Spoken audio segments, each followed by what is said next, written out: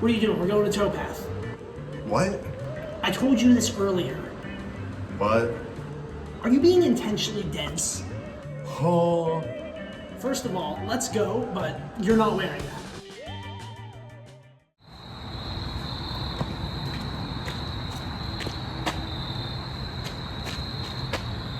Whitewood! Okay. We're finding the wood, Nikolai. Okay. What type of wood are we looking for? Darkwood, I think. Guys, this isn't looking good. We're totally lost in the woods right now. Are we lost? Yes. I feel like I'm at a traffic stop. Oh! What's that? Oh! Oh! What? That's not it. That's not it. This is Darkwood, but that's Lightwood. That's not it. That's not Lightwood. Medium. You hear that? No. What? Ooh. Oh no!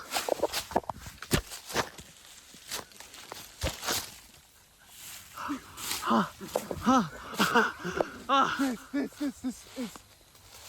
The camera's not focused. This is Lightwood. Oh. It's Lightwood. You hear that? Guys, this isn't looking good. We can't find the Darkwood and we're still lost. Nikolai, I don't think we're ever going to find it. Mom? No way! Is that it? Touch it. Does it feel it? Does it feel it? I don't. What if it hurts me? It's Might be Darkwood. it. This is it. What you doing? What's that you got there, boy? Ooh, that's some good stuff. Oh, Okay. yeah. Ooh, that's some primary. Oh, very nice. Very nice.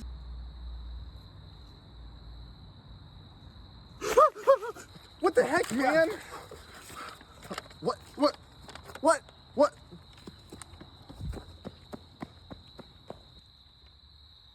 Man, Is this even what we asked for? I don't know, man, but I'm tired. Let's bounce.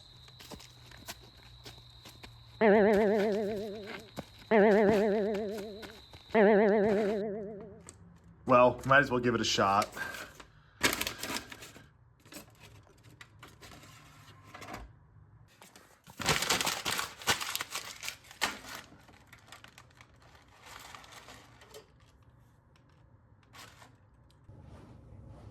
Well, let's see what this is about.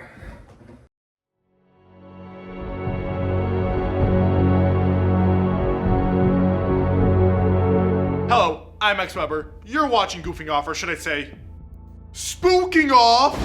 That's right, this is a certified Halloween special on Weber's Horror Corner. Today we'll be discussing an absolutely phenomenal indie horror game to celebrate the occasion, Darkwood. Released way back in July 2014, this survival, story-driven horror game is an exceptional display of what the genre has to offer. Produced by Acid Wizard Studio, the game sees the player survive the very realistic depiction of daily Polish life. Battling horrifying monsters, defending your hideouts at night, and following a richly detailed story and intriguing characters, this game kinda has it all. And best of all, the game is actually scary. Like, terrifying. As a lifelong horror fan, it takes a lot to bother me. However, this game managed to do it every step of the journey. The craziest part of it all is that Darkwood does not use jump scares at all, but rather, get this, get this, actually well thought out sound, environmental, and game design to create heart-pounding tension and fear. Shocking, I know. This game is hard, and as it even warns you, will not hold your hand. You are thrown in blind, and you better adapt quickly. Darkwood is punishing, although fair. Well, with this long introduction out of the way, we can get right into it. And by it, I mean one of the greatest horror games ever released. And as always, spoilers by John Kreitch. Many spoilers are ahead. Darkwood, as mentioned, is a survival sandbox game which will require the player to gather resources, craft various weapons, and build up your hideout to survive the deadly nights. This is all done while also exploring the massive, procedurally generated maps and completing quest lines for the various characters you come across in the game. These quest lines even overlap and allow the player to side with certain parties over others. Piotrek is one of my favorite examples of this. This silly guy wants to build a rocket to escape the forest and needs various parts from around the map to do so. However, if you were to give these same parts to the Wolfman instead, said individual would then build a bomb out of the parts and destroy the rocket and your silly friend. While the Wolfman in particular is required to progress the story, his side of certain quest lines are usually not preferable. In terms of resource management, you will come across various materials and tools through exploration, killing enemies, or by trading with NPCs. The trading system in particular allows the purchasing of items otherwise not able to be found. One of the characters, the trader, actual name by the way,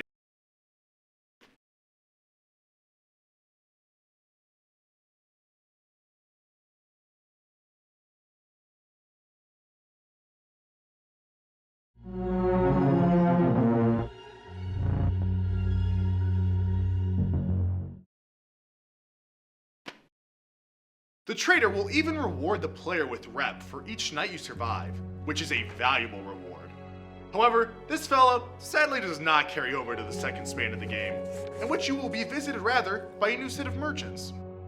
Resources are key to your survival, from powering the generator that stops you from being attacked by phantoms at night, to barricading your hideout and creating weapons. Your inventory space is also limited and must be upgraded along with your hotbar. Although your workbench at your hideout can store a large amount of items. You occupy 4 total hideouts across the span of the game, of which you must defend at night against a variety of random attacks and events that will try to kill you. Along with your workbench, the hideouts also hold the oven, which allows for the unlocking of perks. This is done by filling the pot with various items including mushrooms, odd meat, and embryos. Neat. Each perk, however, has a negative aspect that the player must choose in exchange, and sometimes you will be treated to a special event which tells of the life of the main character and other events prior to the current happenings in the story. This overview has been very dumbed down for the purposes of time. However, these systems in the game are much more complex, and especially in the case of combat, varied and adaptable. Before moving on to our next section, however, I wanted to point out some key moments of which the atmosphere really shined while playing the game. While it may not be as intimidating and scary as playing it for yourself, these are some moments that really emphasize the horror aspect of the game.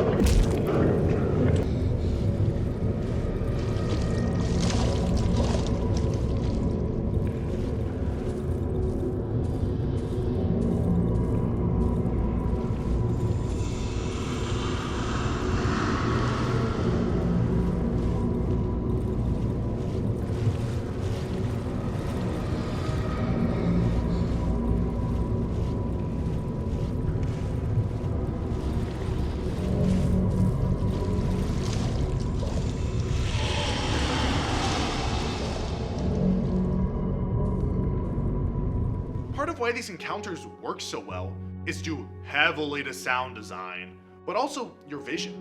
During gameplay, you can only see danger that is directly in your line of vision. However, you can still hear everything, and even see enemies interact with the environment, such as moving obstacles or activating traps. The moving object out of the way thing is especially terrifying when you have placed furniture in your hideout to block entrances, and you see them slowly start to scoot out of the way and you hear the screeching. Not fun. Well, with the core gameplay out of the way, I might as well move on to the next section. Monsters and characters. That's right, this time around I will be discussing characters as well, as this game actually has them. This, however, will be a quick overview, as there are many you come across along your journey, so I'll be discussing some of my favorites. First up is the Trader, a disheveled, wrapped man, long gone to the corruption of the woods. He's mute and communicates exclusively by writing words on his arms with ash. He's very friendly to the protag, however, as major spoilers, he's a clone of you. Essentially, the woods recreate normal inhabitants in a twisted way, although not necessarily aggressive. He is a useful asset, and unfortunately does not make it to the second chapter.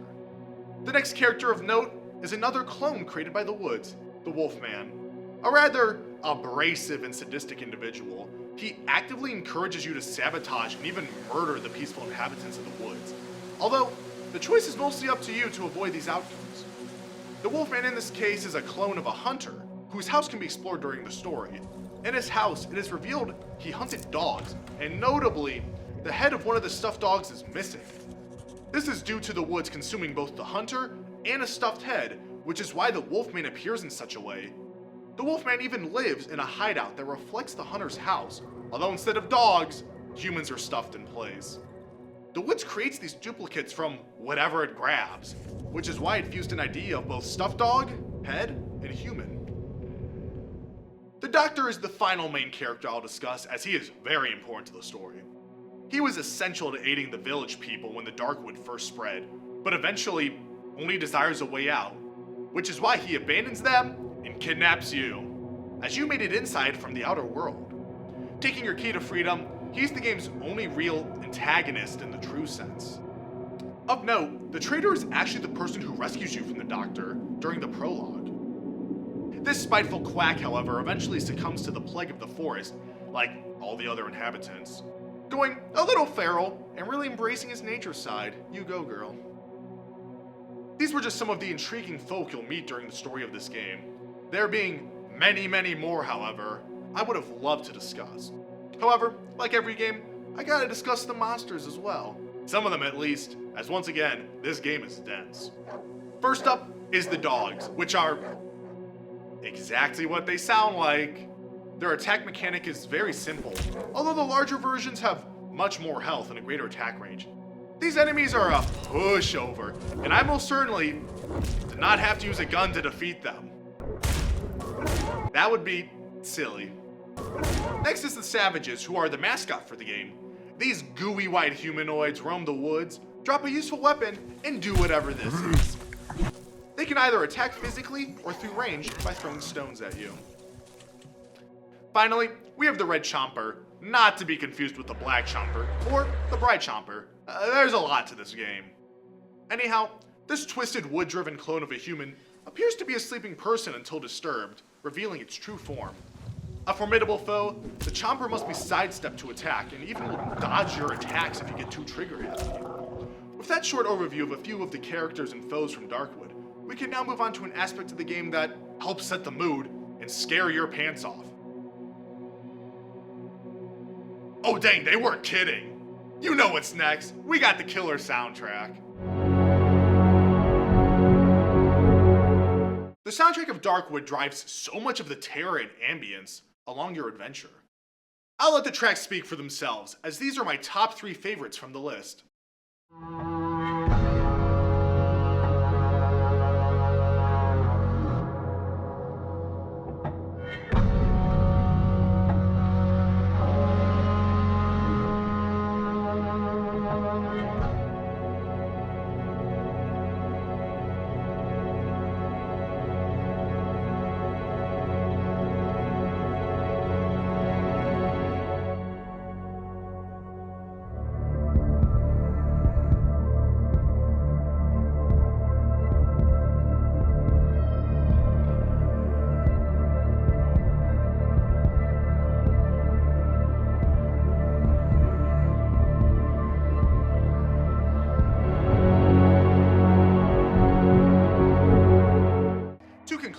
Darkwood is the game, at least to put it lightly.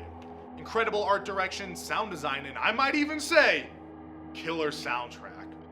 All create a package that is everything a horror game can be.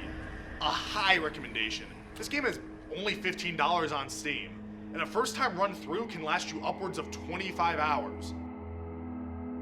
The game even has great replayability, as the player finds quest lines and clues they may have missed the first time around, which reveal the sprawling story of Darkwood and what exactly is going on. The game map is different every playthrough, and the game features 2 very different endings, which change depending on who you helped and how throughout your playthrough. The story of Darkwood is expansive and detailed, and this video does not do it justice, that's for sure. I barely touched the surface on what this game holds, and for that, I'll leave it up to you to discover the rest. Well, with that, this has been the Weber's Horror Corner Halloween Special.